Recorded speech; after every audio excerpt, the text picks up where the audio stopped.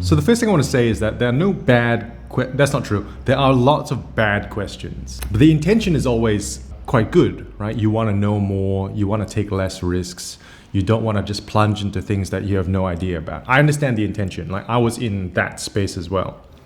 But there are plenty of bad questions. Does that impact you in any way? Like, bad questions tend to address three main anxieties. Running a business or doing a fashion business is very hard. How do I make it less hard? Running a fashion brand takes a lot of money. I don't have enough money. Running a fashion brand seems very risky. How do I de-risk it? So these three anxieties that you have aren't just at the start. They are with you forever, just at a different scale. Even now, 2.5 years in, I don't have enough money. The things that I do are quite risky. The things that I want to attempt seem impossible for the staff that we have. Like, these aren't your enemies, these are your companions through the course of your career. So what is your enemy? Your enemy is actually stagnation, lack of momentum, inertia, whatever you want to call it. It's the lack of action. That's what you have to combat. So today we'll be addressing all these like really bad, useless questions that most people have, that I had as well. And we're going to convert them, change them, tweak them so that they are more useful. So enough talking, let's get started. What's the first step I should take to start my brand? So this assumes that there is a single correct answer, that there is a correct way to start your brand. So that comes from fear of taking risk, fear of failure. The reality is that there is no correct way. Everyone starts ugly. You have to be comfortable starting in a way that you will not look favorably back on. You will start with the wrong brand name, the wrong colors, the wrong aesthetic, the wrong everything. But the positive step is to get started. I would draft up the 10 things that are essential to start a business, like registering a brand name, getting a domain name, and getting some research going. List out 10 things that you can get started today and hammer out 3 things today, 3 things tomorrow, 3 things the next day, and get going with the understanding that you can change. Like, I started my luxury menswear brand with a brand called Queensland Football Club that sold satirical football clothes. It's different now, but if I didn't get started, I wouldn't be here now. How much money do I need to start my brand? I can tell you the literal answer of what I did, but that would not be useful for you. 1,100 Australian dollars in 2022. But that is localized to where I am, what I was selling, and what the economics were at the time. Completely not applicable to you, by all means, unless you have like a time machine and you did exactly what I did. Chances are you are watching this not in the same year, not in the same country, and you're doing something different. So $1,100 is useless information. So let's change that question to the resources that I have today, what is the most that I can achieve? With an internet account, research is basically free. You can figure out what aesthetic you want to chase, what genre you want to target. You can start brainstorming brand names. You can figure out who your customer is, what your price point is. All these things are free. Presumably what you need to start is you need designs, you need contacts for someone to man production for you, and then you need a means of releasing or distributing things. Generally that is yourself or a pattern maker, a factory, and Shopify. Those are your base costs wherever you are, whoever you are. So you need to study and figure it out. Who is your manufacturer? So that's a question that's targeted at me to figure out who makes my clothes. It's a bad question. Like, it is thoroughly a bad question. It's bad for 3 reasons. The first thing is that it's very naive to think that if we have the same factory, we can produce the same product. Factories are very useful, but they just do cut and sew. So much work goes into research, developing a pattern, adjusting the pattern with the factory, and then figuring out the release strategy and how do you talk to customers. The product is so much more than just who does the cut and sew. So that's the first problem. The second problem is that telling you who my factory is doesn't change your life at all, because chances are you are doing something different.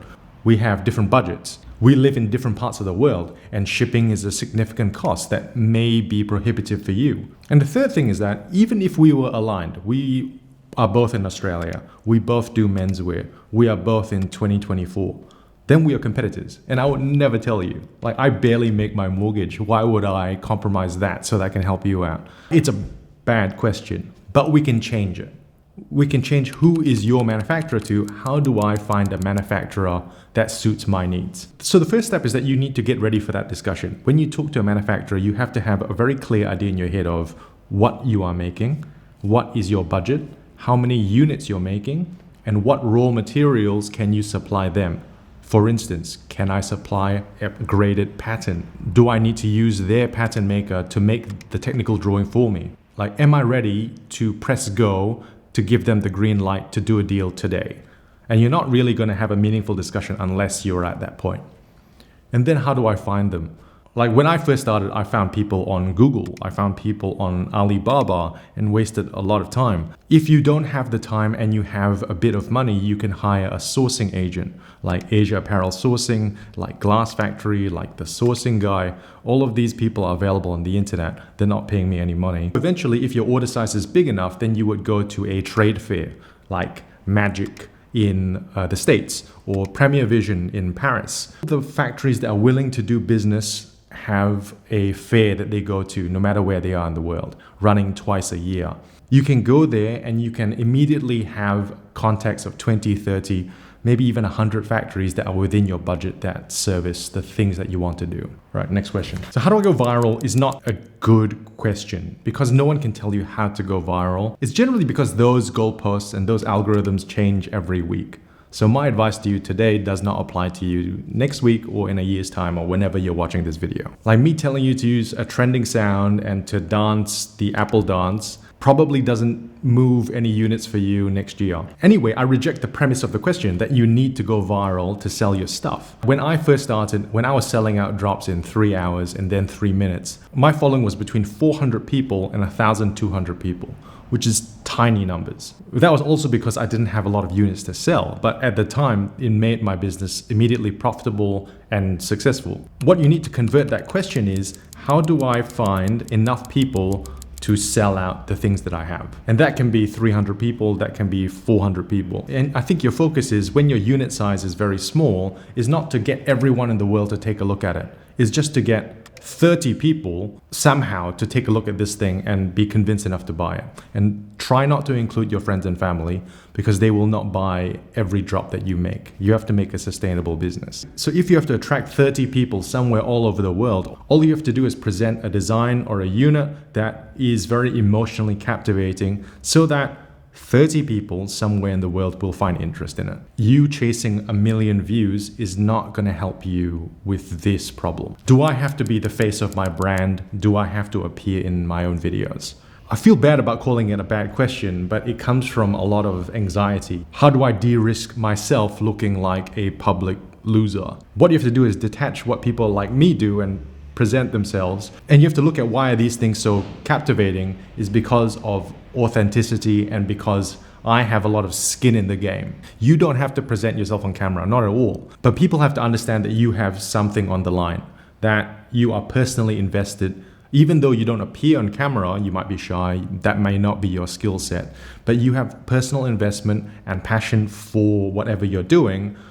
That is why people are interested, not because people like looking at my face. That's the truth. So the question should be, instead of how do I avoid putting my face on, is how do I communicate my authenticity, my passion through the things that I put out, through my videos, my photos, whatever it is. I get asked, what are your biggest mistakes all the time? And I can understand where it comes from. People want to learn from my mistakes so that they don't have to make their own. Like, I get it. But I can literally tell you what my mistakes are, and they probably won't make sense to you. One of my biggest mistakes was I bought a roll of wool gabardine before I knew what to do with it. That's a very specific problem. You have to be comfortable with making mistakes. The anxieties of making mistakes will be with you forever. The people who are comfortable with failure and are able to rebound and iterate and learn from the mistakes very quickly are the people that can contend with a learning environment for the rest of their lives. So you have to get comfortable with that. You have to be comfortable with screwing up constantly and then wriggling out of those problems. That said, don't spend money that you don't have. That's a true answer to that question. So the question is, like, how much money do I spend on marketing? How much money do I spend on ads? And I think that's putting the cart before the horse at this stage. Don't think about distribution if you don't have a product. And my general advice to you, especially when you have no money, is that your objective is to create a product, create a design that sells itself, that provides a unique point of view on an existing corner of the market. It just pains me to even talk about marketing in this way, so that people talk about it for you, that it is an easy sell, that you don't have to like really shock and wow with advertising, with influencers in order to promote what you're doing. So just really concentrate on being unique, original, passionate, and that stuff. Try and spend no money, especially when you're first starting out. The practical problem behind that is that when you start spending money on ads, it becomes a very reliable way to spend money. And then you're locked in from the start of the brand to forever, that you always have to spend X amount on advertising. That's my personal view. Like, many brands spend money on ads and do very well, very successfully. My personal feelings is that I don't spend money on ads at all, zero, on influencers, on advertising. And I just spend the bulk on research and development, which ends up being the marketing anyway when I talk about it in videos. Anyway, just concentrate on what you're doing. This is the worst question, really. Like, in terms of talking about bad questions, it is so bad, because if I can tell you, okay, the markup is 60%, that's not a useful number for you for all kinds of reasons. The first thing is, I don't know what category you're in, right? I don't know whether you're in like leather goods, accessories, t-shirts. I don't know how much money you're comfortable making. Some people are in a rush to make a lot of money and they want a high margin. Some people are just doing it as a hobby, as a side business, and they can accept a low margin. I don't know how much volume you're putting out. Generally, high volume businesses have a lower margin because they're able to supplement that with a lot of sales. I don't know your other business costs. I don't know how many employees you have, where you have multiple rents for warehouses, for retail shops. I don't know the taxation in your country. I don't know the tariffs that are imposed on you to export to a different country.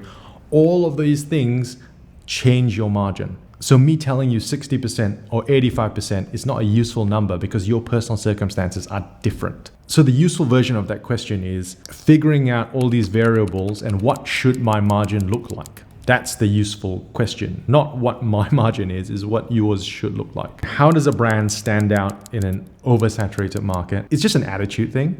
So it presumes that the market is oversaturated.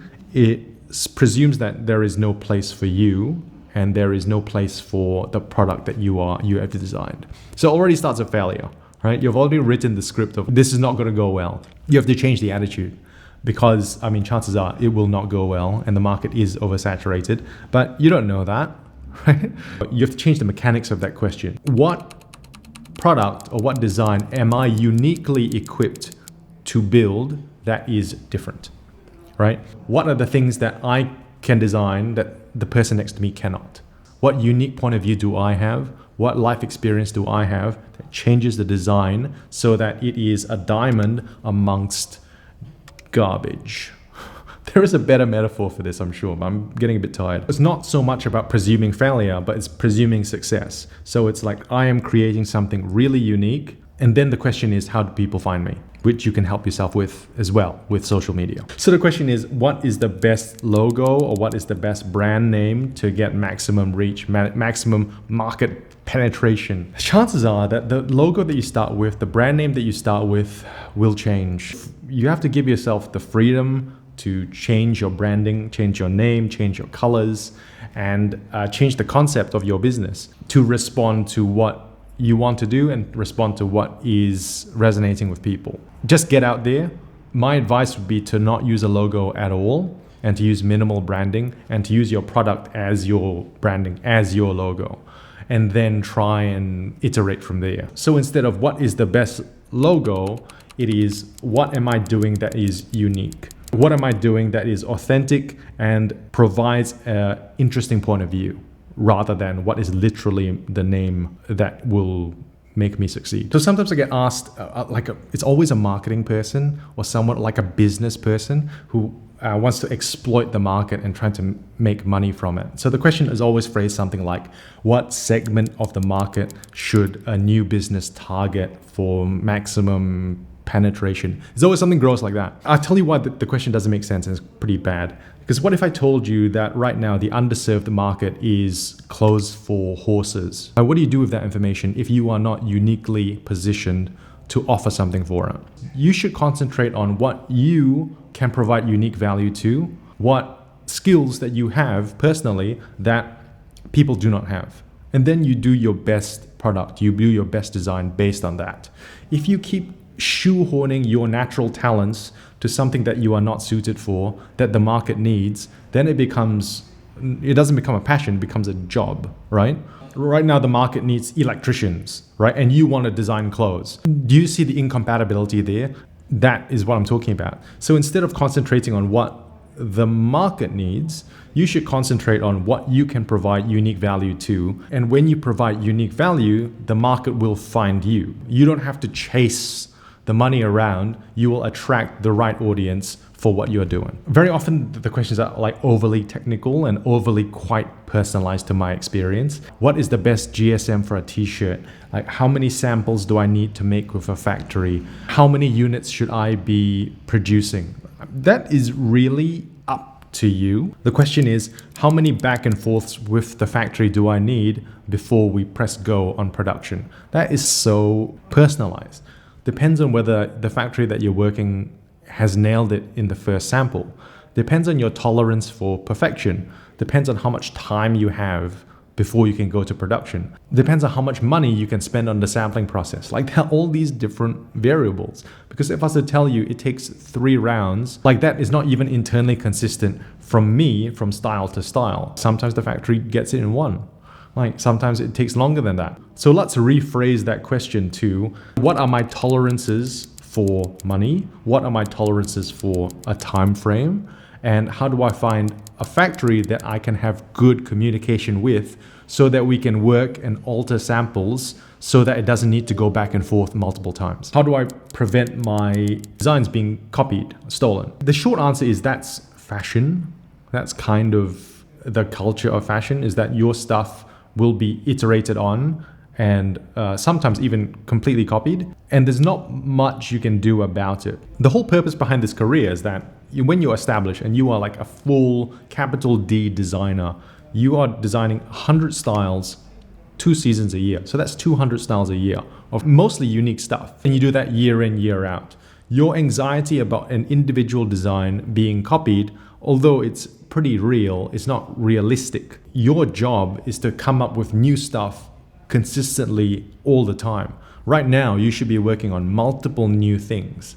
So you're going to be copied, unfortunately. And I'm not saying that you have to like it or enjoy it, but that is the job you've chosen. So let's change the question is, how do I avoid being copied, to how do I consistently have a work ethic of generating new things so that I am not married to one design, so that the future of my company isn't just pegged on one thing that can be copied by anyone. But ultimately, it's not that you're a bad person, right? It's not bad to want to know more or to de-risk yourself or to trying to prevent making mistakes. That's a very human thing. It's a very understandable thing. I was in that position. I am in that position.